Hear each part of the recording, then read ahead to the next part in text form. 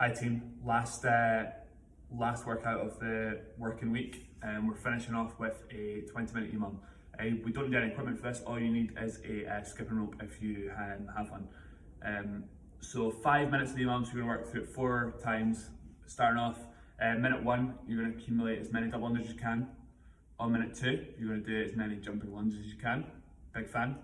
Minute 3 is as many up downs as you can, and then on minute 4 is as many sit-ups as you can. So for the double unders, if you've got double unders and you're confident with them, find a space and then try and rattle through as many as you possibly can.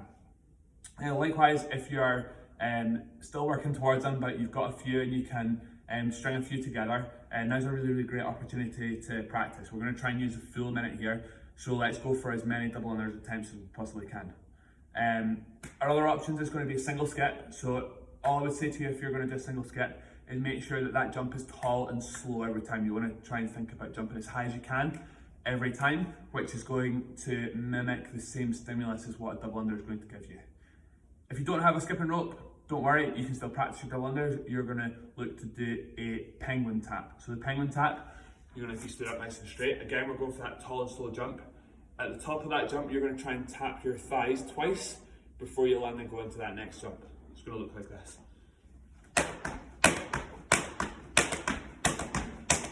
Like so.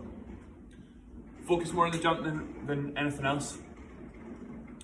If that becomes too difficult, you can do that simply with one tap on your thigh as well.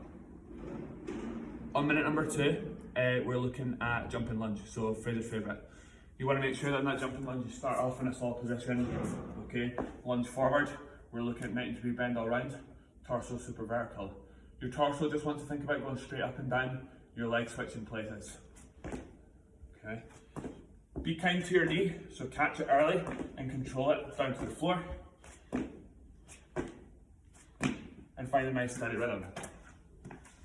That's absolutely going to get the lactic going in your legs.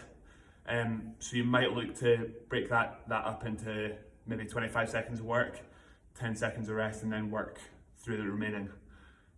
But if your legs are burning on that, you're doing that right. Minute 3 is your up downs. Straight up burpee, pop the feet out, tummy nice and tight, hips stay nice and high. Before you put your feet in, stand up nice and straight. Like so. Try and land with your feet flat on the floor. Before you stand up straight, that's going to be slightly more efficient. Alternative, if we're not so confident jumping, you can step. Likewise, keep trying to get that foot that steps in as close to that hand as you can. So really just a slightly more efficient way of doing your up downs. Your last minute before you get a full minute rest is sit-ups. So if you've got an ab mat, great. If you don't, make one. Roll a towel up and just pop it in at the top of your bum. So your feet are going to go together. Towel will go in here. Okay. Going to lower those shoulders down towards the floor. They're going to touch, your head's going to touch, you're going to drive up, you're going to sit tall, you're going to get your shoulders come past your line of your hip.